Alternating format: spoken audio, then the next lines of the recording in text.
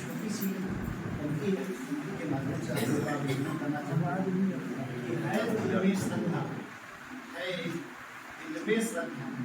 श्रद्धा से फूलों से चंदन का नाम मैं आप सभी का यहाँ पर हार्दिक अभिनंदन मंद चंदन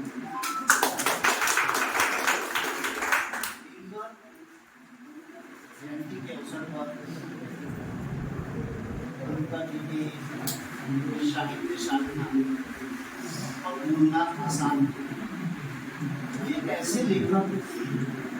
जिन्होंने भारतीय संस्कृति का पोषण किया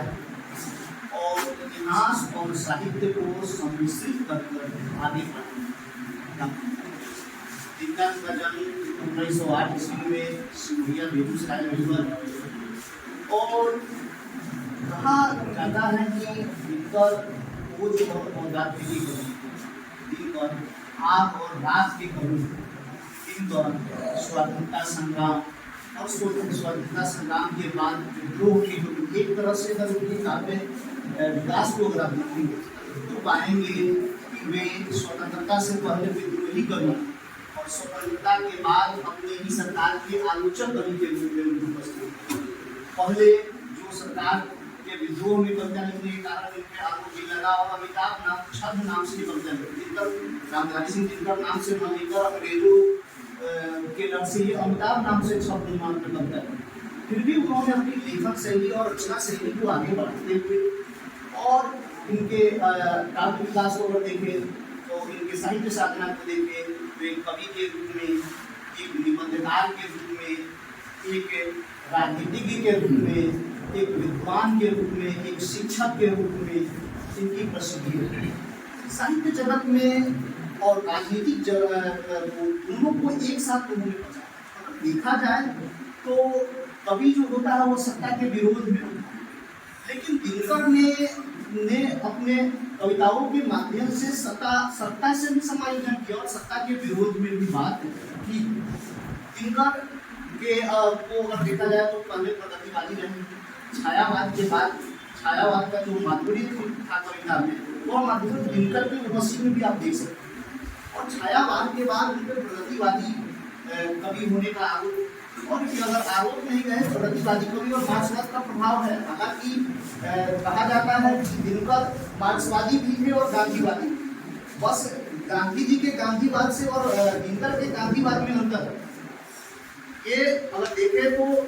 गांधी जी का जो गांधीवाद था कि वो अहिंसा मूलक बातों को अपनाते थे। मतलब एक उदाहरण के तौर पर हम यह कहना चाहते हैं कि गांधी जी कहते थे कि अगर कोई एक गाल पे थप्पड़ मारता है तो दूसरा गाल पे,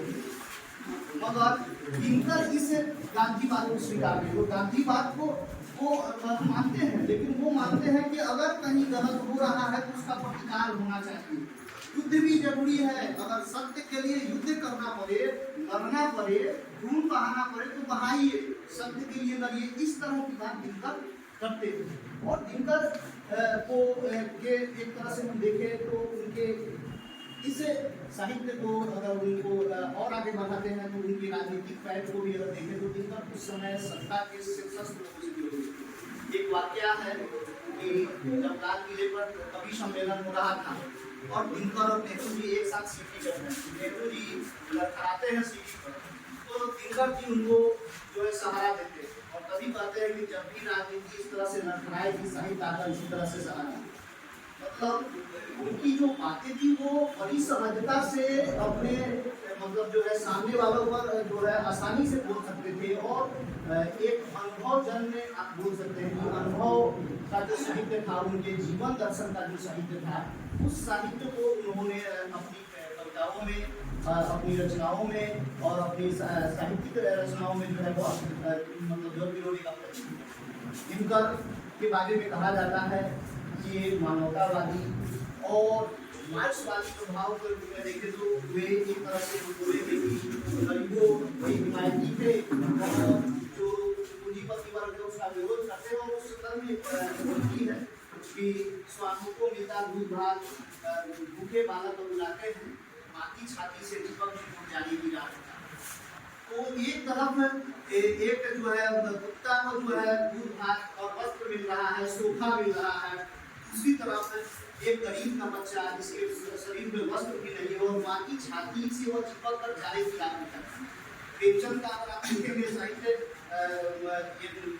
उसकी रात उसी में उस तरह का हल्कून और का जो चित्रण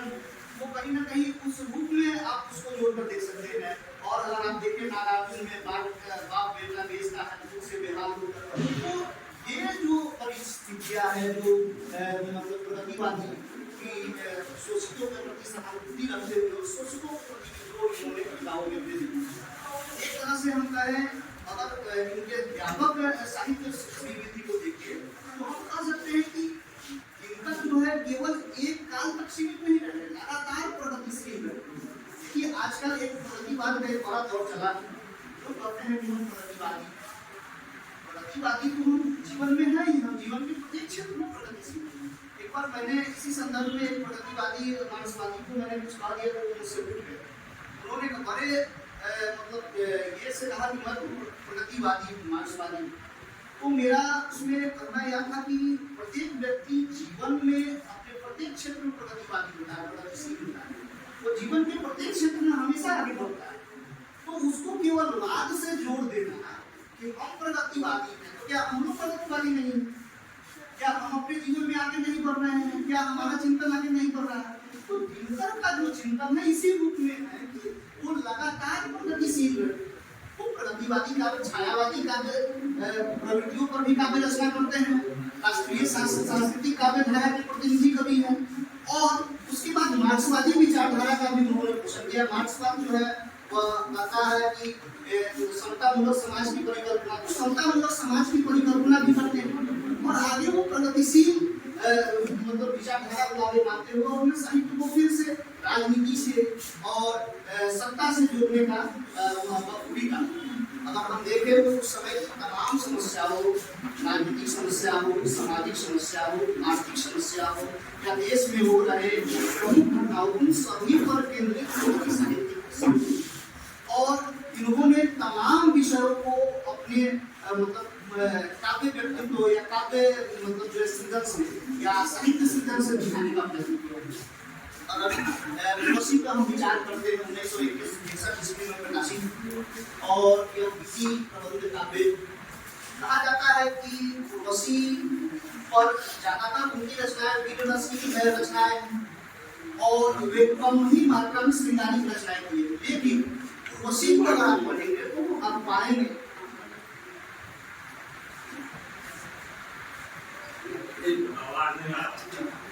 उर्वशी को अगर हम पढ़ेंगे तो हम पाएंगे, हम देखेंगे कि किस प्रकार से ये दिनकर जो है वहां से वीर रस से निकलकर श्रृंगार रस की तरफ आए और उन्होंने कामाध्यात्म का वर्णन किया उर्वशी में, काम से अध्यात्म किया। और इसको अगर आप देखें तो सूफी काव्य में यह दर्शन, सूफी काव्य हमारे भक्ति काव्य में जो है निर्गुण संप्रदाय में सूफी काव्य कहता है कि अध्यात्म मतलब ईश्वर को जो है फना होने पर ईश्वर प्राप्त, और वहां पर यहाँ उर्वशी में जो कामाध्यात्म है काम से अध्यात्म की यानी शरीरी प्रेम से अशरीरी प्रेम की तरफ जो है दिनकर उर्वशी में मतलब जो है लेकर जाते हैं। और आप वहीं पर देखिएगा सूफी काव्य में भी जो है ईश्वर को प्रेमिका मानकर और स्वयं को प्रेमी मानकर जो है शरीरी प्रेम से लौकिक प्रेम से अलौकिक प्रेम की व्यंजना की बात की गई। तो इस रूप में दिनकर ने जो है कामाध्यात्म का वर्णन किया और काम के बाद और कहते हैं कि रक्त की उत्तप्त लहरों की परिधि के पार अगर कोई सत्य है तो उसे भी जानना है। मतलब वह सत्य नहीं है जो काम वासना से उत्तृप्त है, वह सत्य नहीं है, उसके बाद का जो सत्य है उसे मैं जानना चाहता हूँ। तो इस रूप में दिनकर ने जो है ये उस सत्य को घटित किया और कामाध्यात्म उर्वशी और प्रेम संवाद मिलन विरह का इतना सुंदर कि आप देख कर कह नहीं सकते हैं कि यह कवि केवल वीर रस का कवि है। इनकी कविताओं में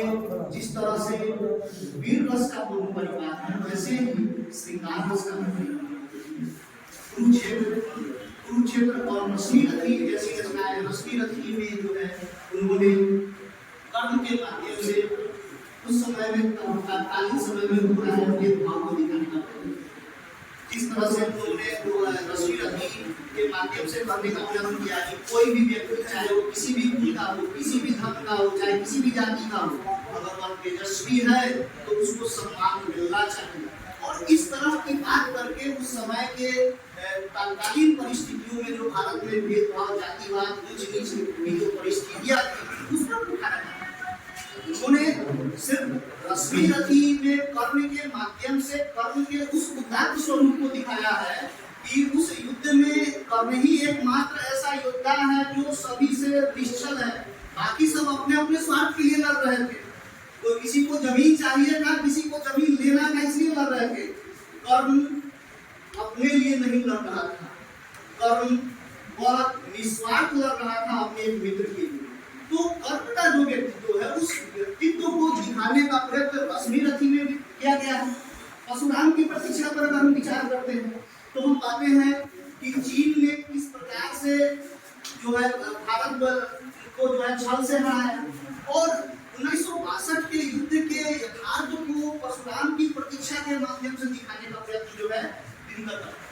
दिनकर को अगर हम देखें तो उनके जब काव्य विकास की अगर कविताओं को देखते हैं तो उसके बाद उनकी सबसे महत्वपूर्ण रचना जो है वह आपको संस्कृति के चार। और इस पर विचार करके अगर हम देखें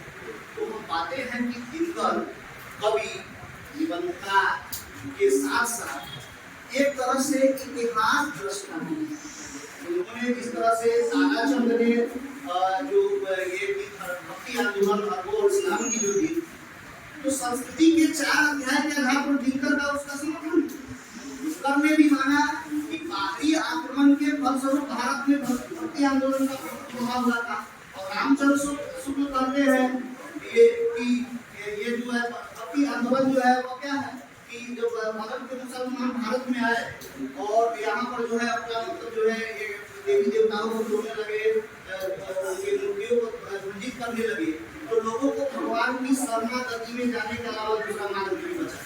इस रूप में वो रामचंद्र शुक्ल दिखाते हैं। और दूसरी तरफ हम देखें तो हजारी प्रसाद द्विवेदी ठीक इनके विरोधी है, तो मतलब परस्पर पूरक है और विरोधी भी है। तो उन्होंने कहा कि मैं जोर देकर कहना चाहता हूँ कि इस्लाम न भी आया होगा तो साहित्य का धारा होना वैसा ही होता जैसा कि आज, तो उस रूप में इनका है। तो दिनकर ने संस्कृति के 4 अध्याय में इस्लाम के प्रभाव को स्वीकार किया है। और दिनकर संस्कृति के 4 अध्याय में चारों जो अध्याय, उस अध्याय में अगर आप देखें तो आप पाते हैं कि भारतीय जो सनातन परंपरा, भारतीय जो समन्वयवादी सनातन परंपरा, उस परंपरा को आगे बढ़ाते हुए बौद्ध धर्म दर्शन, जैन दर्शन के प्रभाव से जो हिंदू धर्म का जो चलन हो रहा था उस पर भी विचार किया गया है। बाहरी आक्रमण, इस्लाम का प्रभाव, इन सभी विषयों पर विचार किया गया। और जब अंग्रेजों का और जो प्रभाव होता है तो ईसाइयों का प्रभाव भारत पर जो पड़ता है और ईसाइयों के प्रभाव से नवजागरण का जब स्वरूप विकसित होता है, तो नवजागरण के फलस्वरूप जो मिशन बनाए गए, ब्रह्म समाज, आर्य समाज, इन सभी पर विचार करते हुए दिनकर यह दिखाने का प्रयत्न करते हैं कि हमारी जो संस्कृति है वह विश्व की धरोहर है, वह लेने वाली संस्कृति नहीं है, देने वाली संस्कृति है। और हमें गौरवान्वित होना चाहिए कि हमारा जो देश है वह विश्व बंधुत्व और विश्व समन्वयवाद से चल रहा है। और हम लोगों को मानवता का पाठ पढ़ाने वाले हैं, हम संस्कृति का पाठ पढ़ाने वाले हैं, हम अपनी जो है संस्कृति का विस्तार करने वाले हैं। हमने किसी से लिया नहीं है, हमने लोगों को दिया। तो हम इस रूप में कह सकते हैं कि दिनकर एक ऐसे महान कवि हैं जिन्होंने हिंदी साहित्य और हिंदी मतलब ये हिंदी साहित्यिक परंपरा को समृद्ध किया, हिंदी साहित्यिक परंपरा को समृद्ध करते हुए और राजनीतिक परंपरा से संबंध जोड़ते हुए और उन्होंने दिखाया कि किस प्रकार से सत्ता और के साथ रखते हुए भी जो है वो उसकी आलोचना की जा सकती है और साहित्य की है तो साहित्यकार जो है कभी जो है वो किसी भी मतलब बदले हुए की तरह